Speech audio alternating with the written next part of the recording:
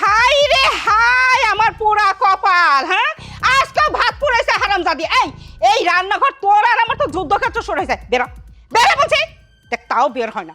সাহস করে তোমার লাগতেছে মা। লাগার জন্যই তো দিছি। হ্যাঁ, প্রত্যেকদিন তুই ভাত পুরাবি আর আমি প্রত্যেকদিন সেগুলো সহ্য করবো। তুই কি এমন কাজকর্ম করো? হিসাব নিকাশ করে কাজকর্ম করতে পারোস না? আর সংসারটা হচ্ছে মায়ার জায়গা, ভালোবাসার জায়গা। রান্না বান্না কাজকর্ম সমস্ত কিছু ভালোবাসা দিয়ে করতে হয়। এভাবে করলে কি সংসার চলবে? মা, আমাকে একটু সময় দেন, আমি ঠিক করে দিচ্ছি। ঠিক করে দিবি মানে? এই, কিভাবে ঠিক করে দিবি? একদম মুখে মুখে কথা বলবি না। একটা অন্যায় কাজ করে আবার মুখে মুখে তর্ক করে। বেয়াদব মেয়ে কোথাকার। এই, সংসারের মালিকিন হয়ে গেছো না? আমার থেকে সবসময় বেশি বুঝো। এই সংসারটা হচ্ছে মায়ার জায়গা। রান্না বান্না হিসাব নিকাশ করতে হয়, ভালোবাসা দিয়ে করতে হয়। কি ব্যাপার মা, তুমি আবার ওর উপর চেঁচামেচি করছো কেন? আচ্ছা, তোরা কি খালি আমার চেঁচামেচি দেখোস? ওর কর্মকাণ্ডগুলো দেখোস না? আজকেও ভাত পোড়াইছে। আমাকে একটু সময় দেন, আমি ঠিক করে দিচ্ছি। এই, কি ঠিক করে দিবি? হ্যাঁ, একদম কথা বলা বন্ধ করবি। কথা না বলে তোর ভালো লাগে না? প্রত্যেকটা কথার উত্তর দিতে হবে। আরে মা, এই সামান্য একটা ব্যাপারে এতগুলো কথা না বললে কি হতো না? দেখ, একদম বেশি কথা বলবি না। সবসময় ওকে মাথায় তুলে রাখছিস। এই, সমস্ত ভুল ও করে আর দোষ দেশ আমার, তাই না? আমি কথা বললেই দোষ, আমি চেঁচামেচি করলেই দোষ। যত খারাপ আমি। আর ও বুঝি ভালো। ও যে এতগুলো ভাত পুড়িয়ে ফেললো, সেদিকে তোদের খেয়াল নাই। আর কি বা বলবো তোর কথা? আমার বড় ছেলে এই পর্যন্ত বিয়ের কথা মুখ দিয়ে বলেনি, বিয়েও করেনি। আর তুই তার ছোট হয়ে ঢ্যাং ঢ্যাং করে বাড়িতে বউ নিয়ে চলে এসেছিস। এখন তো বোর পক্ষ নিবি। এখন মা তো খারাপ হবে, তাই না? শোন স্বভাব, খবরদার বোর সাফাই গাইতে আসবি না। ন্যায় অন্যায় বুঝতে শিখ। আর আমি যেটা করি ভালোর জন্যই করি, খারাপের জন্য করি না।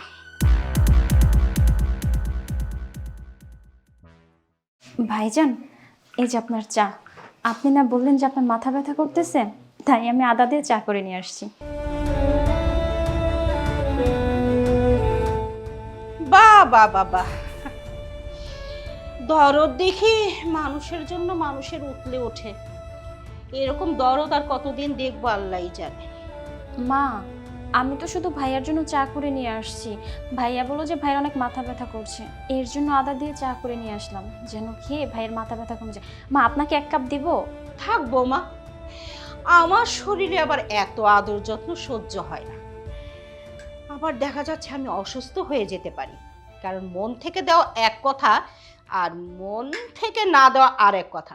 তুমি যে আমাকে কতটুকু ভালোবাসো, আমার যে কতখানি কেয়ার করো, সেটা তো আমি দেখতেই পারি।